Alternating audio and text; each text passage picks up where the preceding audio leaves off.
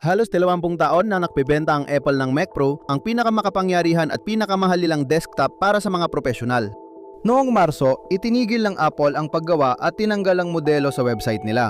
Kinumpirma rin nila sa 9 to 5 Mac na wala na silang planong gumawa muli. Para sa marami, hindi ito mahalagang balita. Hindi naman talaga nabenta ng marami ang Mac Pro dahil ginawa ito para sa maliit na merkado ng mga power user na kayang gumastos ng $6,000 o higit pa para sa kanilang makina. Pero sa loob ng merkadong iyon, malaking bagay ang pagtigil ng produksyon nito dahil ito ang nagmarka ng pagtatapos ng isang panahon sa computing na nagsimula pa nung inilabas ang orihinal na Power Mac noong 1974. Sa video na ito, ipapaliwanag ko ang pinakamalalaking dahilan kung bakit tinapos ng Apple ang linya ng Mac Pro at kung ano ang ibig sabihin nito para sa mga power user na maaaring gusto sana ng isa. Sige, balik tayo sa Mac Pro. Kadalasang hindi pa nakagamit ng Mac Pro ang mga regular na Apple user. Kaya ipaliwanag natin kung ano ito at bakit ginawa. Isa ito sa pinakamalakas na computer ng Apple. Lumabas ang orihinal na modelo noong 2006 pinalitan ang Power Mac at kahit bago ang disenyo, mini tower pa rin ang ginamit. Ang form factor ay terminong ginagamit para sa mga personal computer na nasa matangkad at parihabang case na karaniwang inilalagay sa tabi o ilalim ng mesa at nakakabit sa monitor, keyboard at mouse sa pamamagitan ng mga kable. Ito ang pinaka-practical at kumikitang form factor para sa mga gumagawa at sumikat noong dekada 90. May sapat na espasyo ang mini tower para sa karaniwang computer parts at kadalasan may extra slot at bay para sa dagdag na hard drive, disk drive, RAM at graphics card. Modular din ito kaya pwedeng palitan ng gumagamit ang pyesa kapag sira o lumana na mas mura kaysa bumili ng bagong computer. Ang lahat ng espasyong iyon sa loob ay nagbigay din ng magandang airflow kaya nanatiling malamig at maayos ang takbo ng mga bahagi. Sa madaling salita, tinitiyak ng tower na mananatiling kapaki-pakinabang ang binili mo sa paglipas ng panahon. Pero may hindi rin maganda, gaya ng hindi kaakit-akit na beige na kulay ng case at nakakainis na pag-access sa mga pyesa sa loob. Karaniwan, kailangan mong tanggalin ang mga turnilyo at alisin ang side panel saka ka papasok sa loob ng computer at madalas ay kinakapa mo pa para mahanap ang tamang kable na dapat tanggalin. Sa pag-setup, nagkakabuhol-buhol ang mga kable ng monitor, keyboard, mouse, speakers, printer, power at networking. Para sa karamihan, hindi talaga gusto ng mga tao ang mini tower, pero ito ang pinakaabot kayang opsyon. Kaya nagulat ang industriya nang inilabas ng Apple ang orihinal na iMac noong 1978. Pinag-isa nito ang mini tower at monitor sa isang translucent na asul na lalagyan hindi beige. Dahil sa kasikatan ng disenyo, nakabenta ang iMac ng mahigit 2 milyong unit sa unang taon. Ang modelong iyon ay para sa kaswal na gumagamit, habang ang mini tower pa rin ang pinakaangkop para sa pinakamalakas na Mac ng Apple. Sa halip na radikal na baguhin ang disenyo ng Power Mac G3, nagdagdag lang sila ng ilang pinag-isipang pagpapahusay. May asul at puting balutan, built-in na hawakan para madali dalhin, at fold-down slide door na sa isang hilang latch ay nabubuksan ng makina at madalin maabot ng user ang bawat panloob na pyesa. Hindi na kailangan ng anumang kasangkapan. Pwedeng buksan ng Power Mac kahit naka-on. Naka-schedule ang malaking pagbabago ng disenyo ng Apple sa susunod na taon. Noong Hulyo 2000, inilabas nila ang Power Mac G4 Cube, isang maliit na 8 pulgadang computer na nakalutang sa loob ng malinaw na acrylic na balutan. Tahimik ito dahil walang fan at mukhang toaster ang computer kapag lumalabas ang disk mula sa CD drive sa itaas. Panalo kasi pwedeng hilahin palabas lahat ng electronics gamit ang hawakan sa ilalim. Ang G4 Cube ay malaking tagumpay sa engineering at disenyo, pero di tulad ng iMac, hindi mahalaga sa professional users kung malaki man o maliit, acrylic man o beige ang computer nila. Gusto lang nila itong maging malakas at madaling palawakin. Kahit pareho ng 500 MHz na prosesor ang G4 Cube at G4 Tower, mas mababa ang graphics performance ng Cube dahil sa mga limitasyong dulot ng init ng passive cooling system. Ang maliit nitong sukat ay hindi rin nagbigay ng espasyo para sa mga internal na PCI slot at kakaunti lang ang mga opsyon para sa pagpapalawak. Mas mahal din ito ng $200 kumpara sa G4 Tower na may kaparehong lakas. Tower. Para sa karamihan ng Pro customer, madali ang desisyon. Ang G4 Cube ay nakabenta lamang ng 150,000 unit sa unang taon bago ito itinigil, habang ang G4 Tower ay lumampas sa 800,000 na benta sa parehong panahon. Inamin ng marketing chief ng Apple na si Phil Schiller na quote, "Mahal ng mga may-ari ng Cube ang kanilang mga Cube, pero karamihan ng mga customer ay nagpasya na bilhin na lang ang makapangyarihang Power Mac G4 mini towers namin." Sa loob ng 2 taon, nag-focus ang Apple sa paggawa ng pinakamakapangyarihang mini tower, ang Power Mac G5 noong 2003. Ito ang unang personal computer na may 64-bit processor na tinawag ng Apple na pinakamabilis sa mundo. Ngunit may kapalit ang lakas nito. Mas mainit at malakas sa kuryente ang Power Mac G5 Cube kaysa ibang Mac noon. Kalaban ng prosesor ang init. Kapag sobrang init ng chip, nag-throttle ito. Pinapabagal ang sarili para hindi ito mag-overheat at masira ang mga bahagi. Dinisenyo ang Power Mac G5 para sa mahusay na airflow at pinalitan ng Apple ang plastic balot ng aluminium na mas magaling sa thermal conductivity. Nilagyan nila ng butas ang harap at likod para madaling makadaan ng hangin. Hinati ang enclosure sa 4 na thermal zones na may kanya-kanyang cooling system. Siyam na fans ang ginamit, mas marami kaysa sa 4 na fans na nakaraang henerasyon ng Power Mac. Pero dahil bawat fan ay maaring kontrolin ng hiwalay, 2 beses na mas tahimik ang bagong modelo. Problema, kulang ang mga fan para sa high-end na 2.5 GHz na setup. Kaya may ginawa ang Apple na medyo hindi pangkaraniwan para sa isang consumer desktop. Naglagay sila ng liquid cooling system para alisin ang sobrang init at maiwasan ang throttling. Karaniwan, inilalabas muna ng Apple ang bagong chip nila sa mga desktop at sa kanila ito inilalagay sa mga laptop pagkatapos. Pero nagkaroon sila ng seryosong problema nang subukan nilang ilagay ang G5 chip sa isang laptop dahil madaling mag-init ito. Hindi nila nahanap ang solusyon sa problemang yon at walang PowerBook G5 na nagawa. Ibig sabihin, naabot na ng Apple ang tinatawag na thermal wall. Kung magkaroon ng G6 chip, malamang mas maiinit pa ito kaysa G5 at lalala ang sitwasyon. Doon na-realize ni Steve Jobs na mali habulin lang ang lakas ng chip. Mas mahalagang sukatan ng computer chip ang performance per watt dahil binibigyang diin nito ang power efficiency kaysa purong lakas. Sa developer conference noong 2005, inanunsyo ni Jobs na lilipat ang Apple mula PowerPC papuntang Intel chips.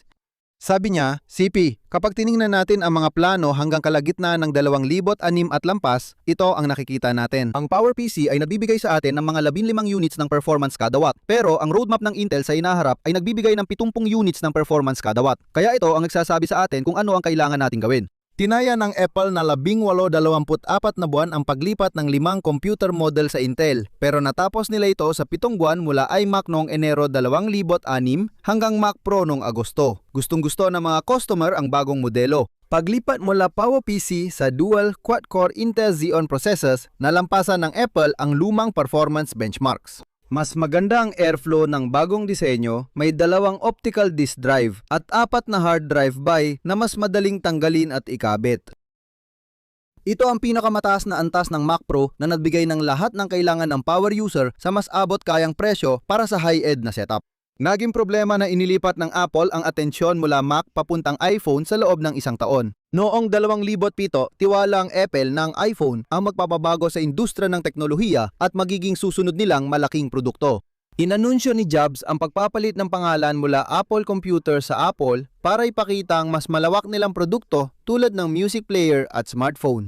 Pero ang pagtanggal ng salitang computer sa kanilang pangalan ay nagdulot ng pagkailang sa maraming matagal nang gumagamit ng Apple dahil inisip nila na ito ay tanda ng paglayo ng kumpanya mula sa kanilang pinakamakapangyarihang produkto, ang Mac, papunta sa mga hindi kasing lakas na mobile device. Sa unang taon nito, ang iPhone ay bumuo lamang ng 0.5% ng kabuuang kita ng Apple, pero pagsapit ng 2000, siyam umakyat ito sa 30.5%, halos katumbas na ng Mac na may 32.4%. Pagkatapos, sa simula ng 2010, ipinakilala ng Apple ang iPad, isang device na kayang gawin ang karamihan sa mga simpleng gawain ng computer sa mas madaling paraan para sa gumagamit at sa mas mababang presyo na $499 lamang. Noong Hunyo sa All Things Digital Conference, tinanong si Steve Jobs kung maaring palitan ng tablet ang mga laptop balang araw. Sabi niya, noong agraryo pa ang bansa, lahat ng sasakyan ay truck dahil iyon ang kailangan sa bukid. Nang nagsimulang lumipat ang Amerika sa urban at suburban na lugar, sumikat ang mga kotse. Mga inobasyon tulad ng automatic transmission at power steering na hindi pansin sa truck ay naging mahalaga sa kotse. At ngayon, siguro hindi ko alam ang eksaktong bilang, pero marahil isa sa bawat 25 o 30 sasakyan ay truck na lang, samantalang dati ay 100% ito. Ang personal computer ay naging parang mga truck, tama ang prediksyon. Noong 2006, walang ibang alternatibo sa Mac.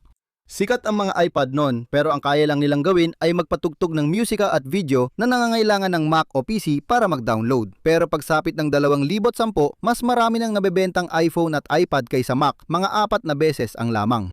Isang malaking pagbabago sa loob lang ng 4 na taon.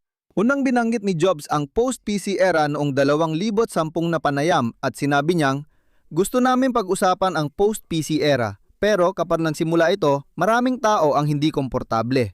totoo rin ito. Sa panahong ito, makikita mo ang mga Mac user sa mga forum at artikulo na nagrereklamo na mas pinatutuunan ng pansin ng Apple ang paggawa ng mga bagong modelo ng iPhone at iPad habang napapabayaan ng Mac. Lalong naging komplikado ang nararamdaman ng mga tao tungkol sa Apple noong 2011 nang pumanaw si Steve Jobs at si Tim Cook ang naging CEO na nagdulot ng panibagong pag-aalala. Magagawa pa kaya ng kumpanya na lumikha ng mga makabago at kakaibang produkto kahit wala na ang kanilang orihinal na leader na may malawak na pananaw. Ngayon, may dalawang batikos sa kumpanya. Una, tila nabawasan ang interes ng Apple sa Mac at pangalawa, baka hindi na nila kayang gumawa ng panibagong pambihirang modelo ng Mac kahit subukan pa nila. Ang produktong hinihintay ng mga matagal ng Apple user para masuri ay ang paparating na Mac Pro. Noong 2013, 7 taon na mula ng huling malaking update nito, mas mahaba kumpara sa 3 hanggang 4 na taong cycle noong dekada 2000. Kaya nang inilabas ng Apple ang bago noong Hunyo 2013, inaasahan ng lahat ang mahusay na produkto.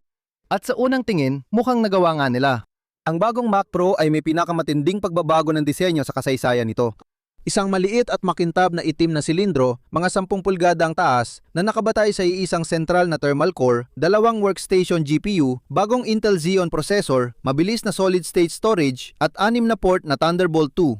Mga 1/8 lang ng laki ito kumpara sa lumang mini tower. Halos kapareho ito ng G4 Cube, isang profesional na desktop computer na may bagong thermal system, mas maliit at makinang na panlabas na takip na pwedeng tanggalin para makita ang loob. Bagamat sinamahan ng mic drop moment ang pagpapakilalang ito. Habang pumapalakpak ang mga tao matapos ipakilala ang Mac Pro, sinabi ng marketing chief ng Apple na si Phil Schiller, hindi na raw kami makakapag-innovate? Kalokohan! Malinaw na patama ito na naligaw ang Apple mula nang mawala si Jobs. Hindi tumagal ng magandang komentong iyon dahil kahit maganda ang disenyo, ito ang pinakamasamang Mac Pro na nagawa ng Apple. Ang problema ay dahil sa maliit na sukat. Ang makina ay inayos sa paligid ng thermal core na nilika para palamigin ang 2 karaniwang GPU na sabay gumagana. Inakala ng Apple na ang hinaharap ng Pro Computing ay maraming malilit na GPU na nagtutulungan, pero kabaliktaran ang nangyari, papunta sa isang malaki at makapangyarihang graphics card. Hindi kakasya ang silindrikong forma doon. Wala ring espasyo para sa totoong expansion. Dati sa mini tower, pwedeng tanggalin ang gilid at magdagdag ng drives, RAM at PCIe cards. Sa cylinder, halos di mo magawa ito. Inasahan ng Apple na gagamitin ng mga tao ang Thunderbolt 2 para sa lahat ng peripherals. Pero hindi nabuo ang ecosystem ng mabilis na Thunderbolt devices kaya nagkaroon ng kalat-kalat na mga kable at external box sa mga mesa. Pagkatapos, nagkaroon pa ng mga issue sa pagiging maaasahan. Ang mga high-end na dual GPU configuration ay umiinit at nagkaroon ng hindi pangkaraniwang mataas na failure rate. Sa huli, naglunsad ang Apple ng repair program para sa video issues na modelong inilabas noong huling bahagi ng 2013. Dahil mahal at bihira ang replacement GPU, mas mura pa minsan bumili ng bagong makina. Tulad ng PowerMac G5, naabot na rin ng Apple ang maximum thermal limit ng cylindrical Mac Pro. Nang lumabas ang mas malakas at mainit na Intel chip, hindi ito nagamit sa Mac Pro. Ito ang naging pinakamahabang Mac na walang malaking update sa kasaysayan. Patuloy pa ring binebenta ng Apple pero parang luma na itong computer. Hindi nito kayang magpatakbo ng mga 5K na external display nang walang dual cable solution at mabilis itong natalo sa single-threaded performance ng mas bagong chip na hindi na ilagay ng Apple.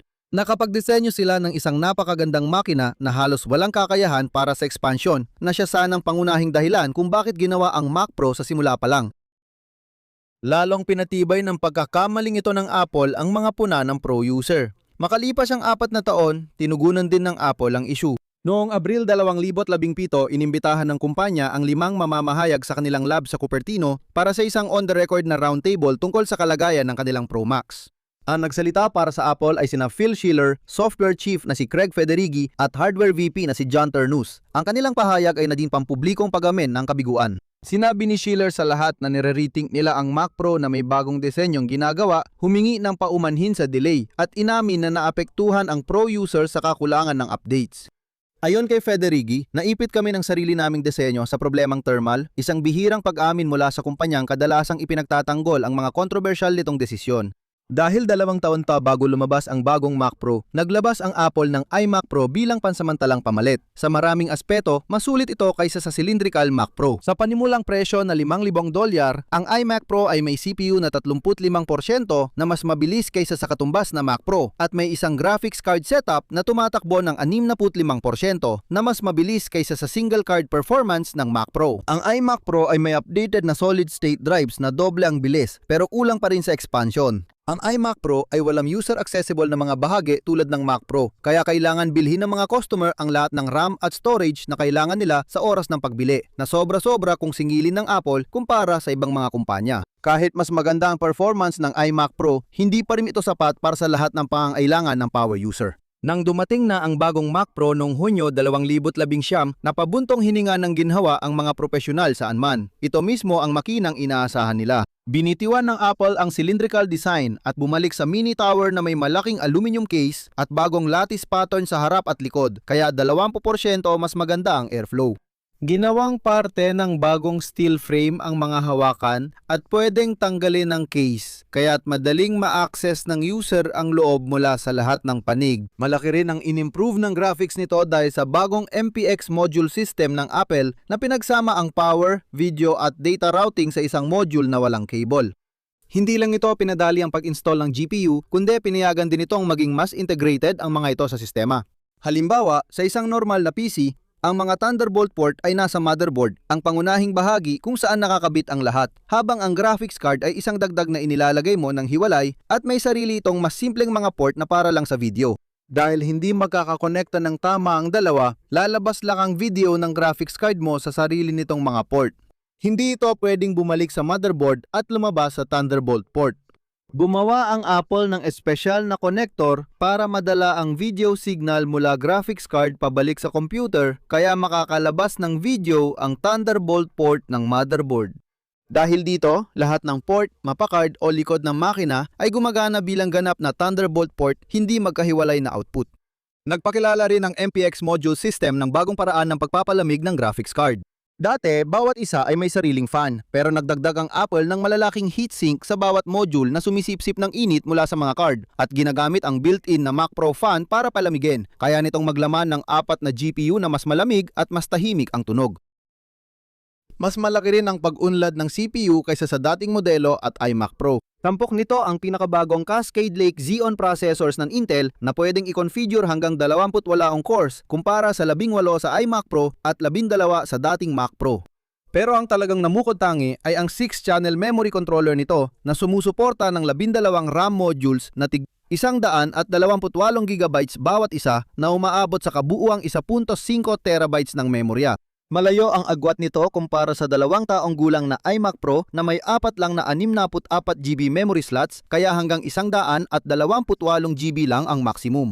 Naglagay ang Apple ng 8 PCIe slots sa bagong Mac Pro kumpara sa wala sa dating modelo na dati ay Power Macintosh 9,000, 600 nung 1,000, 900 at 97 ang may record. At lahat ng bahaging ito ay madaling ayusin, palitan at i-upgrade ng gumagamit. Ang bagong Mac Pro ay ginawa para muling makuha ang tiwala ng power user na nawala sa Apple nitong 6 na taon. At sa kabuuan, naging epektibo ito. Tinawag ito ng mga mamamahayag bilang pagbabalik ng Apple sa dati nitong galing at ang workstation na dapat ay matagal nang ginagawa ng Apple. Ang tanging negatibong usapan ay tungkol sa presyo nito. Sa dolyar, 6,000 ito na ang pinakamahal na Mac Pro at sobra ang patong sa presyo ng mga accessories nito. Nagbenta ang Apple ng 4 na pirasong gulong sa halagang $400. Kung kinuha mo ang Pro Display XDR, halos kasing mahal na rin ito ng Mac Pro mismo dahil ang presyo nito ay $5,000 at ang stand ay kailangang bilhin pa ng hiwalay sa dagdag na $1,000. Nagawa ng Apple ito dahil ang Mac Pro ay para lang sa maliit na grupo ng customers na halos walang ibang pagpipilian. Ngayon, kahit gumawa ang Apple na mahusay na Mac Pro para sa power users na kayang bilhin nito, nilagay nila ang mga customer sa alanganin makalipas lang 1 taon nang i-anunsyo nilang lilipat lahat ng Mac mula Intel papunta sa sarili nilang chips. Yung mga bagong bumili ng Mac Pro ay parang naluma agad ang kanilang binili. At dahil sinabi ng Apple na maaring tumagal ng 2 taon ang proseso, yung mga customer na hindi pa nakakabili ng bagong Mac Pro ay nag-isip kung dapat ba silang maghintay pa ng mas matagal para sa bagong modelo. Samantala, may bagong uri ng desktop na dinedevelop, ang Mac Studio. Inilabas ito noong 2022 at pwedeng i-configure gamit ang M1 Max o ang pinakamakapangyarihang chip ng Apple noon, ang M1 Ultra na parang 2 Max chips na pinagsama. Nalilito ang mga customer ng Mac Pro dahil mas mataas halos sa lahat ng aspeto ang performance ng base model ng Mac Studio kaysa sa base model ng Mac Pro. $4,000 ang mas mura nito, 40 hanggang 75% na mas mabilis at doble ang storage. Panalo ang Mac Pro sa expandability kasi walang pwedeng i-upgrade na components ang Studio. Pagsapit ng 2023, tapos na ang 2 taong transition period ng Apple para sa silicon, kaya nagtaka ang mga tao kung maa-update pa ang Mac Pro o ititigil na ito. Sa loob ng Apple, may ganun ding diskusyon na nangyayari. Hindi rin sila sigurado kung ano ang gagawin nila sa Mac Pro. Karamihan sa mga bentahin nito gaya ng MPX module system, memory slots at napapalitang bahagi ay nawawala dahil sa custom silicon ng Apple na pinagsama na ang CPU, GPU at RAM sa isang chipset. Hindi na rin pwedeng magdagdag ng graphics card o memory. Para maiba ang paparating na Mac Pro, sinimulan ng Apple ang pagbuo ng isang napakalakas na chip na kaya lang patakbuhin ng thermal system nito, ang M2 Extreme na pinagsamang 2 M2 Ultra chips. Ang M2 Extreme ay malamang na makakaroon ng 48 core na CPU, 152 core na GPU at hanggang 384 na GB ng RAM. Mahal gumawa ng chip na ito, kaya mga 30 chip lang ang kasya ng Apple sa isang silicon wafer na nagkakahalaga ng $20,000. Dahil 4 na DS ang pinagsasama sa 4 na gilid ng bawat chip, 4 na beses mas mataas ang failure rate nito kaysa sa M2 Ultra na 2 DS lang sa isang gilid. Sabi ni Mark Gurman, tataas ang presyo ng Mac Pro mula $6,000 hanggang $10,000 kung lalagyan ng M2 Extreme chip, kaya hindi na ito itinuloy ng Apple. Noong 2023, nilagyan ng M2 Ultra ang Mac Pro, kapareho ng chip sa Mac Studio. Dahil dito, nagtanong ang marami kung bakit kailangan pa ang Mac Pro. Mas mahal ng 3,000 ang panimulang presyong $7,000 nito kumpara sa M2 Ultra Mac Studio, pero walang dagdag na performance o upgrade options. Ang dagdag ng Mac Pro sa presyong yon ay PCIe expansion slots at extra ports lang. Sa ngayon, iba na ang paraan ng paggamit ng mga professional sa kanilang mga makina, lalo na dahil sa paglipat sa Apple Silicon. Nasa labas na ng enclosure ang expansion. Dahil mabilis ang Thunderbolt connections, mas pinipili ng maraming professional na magdagdag ng external storage at kagamitan kaysa gumamit ng internal slots at base. Kaya karamihan sa mga power user ay mas pinili na lang bumili ng mas abot kayang Mac Studio, dahilan para lalo pang lumiit ang maliit na user base ng Mac Pro, na posibleng naging dahilan para ituring ito ng Apple na hindi na mahalaga at tuluyang alisin sa kanilang lineup. Sa tingin ko, mahalagang ituro kung ano ang nawala sa atin sa paglipat mula sa Intel chips tungo sa Apple Silicon at pag-discontinue ng Mac Pro. Hindi na natin kayang buksan at palitan ang parts ng Mac. Yung unaong MacBook 18 taon nang nakalipas, kayang tanggalin at palitan ng baterya gamit kamay. Pinalitan ko ang hard drive ng solid state drive, dinagdagan ng RAM, at pinalitan ng baterya gamit lang maliit na distornilyador nang hindi na nagcha-charge ang luma. Dahil sa mga upgrade na yon, nagamit ko pa ang MacBook ng 3 hanggang 4 na taon. Nakakagulat at abot kaya dahil pwede akong bumili ng murang pyesa sa ibang tindahan. Pero ngayon, wala na ang ganong kakayahan. Kung gusto mo ng mas malaking storage o RAM, kailangan mo itong bilhin agad at magbayad ng mahal sa Apple. Ang mga computer ay parang mobile device na rin na yun, na may mas mataas na efficiency, mas mahabang buhay ng baterya, mas magandang performance at mas compact na disenyo. Nawala rin ang expansion at internal accessibility na malamang mamimiss ng mga matagal ng Mac user. Sana nagustuhan ninyo ang pag-alam sa nangyari sa Mac Pro. Ako si Greg mula sa Apple Explained. Salamat sa panonood. Kita tayo sa next video.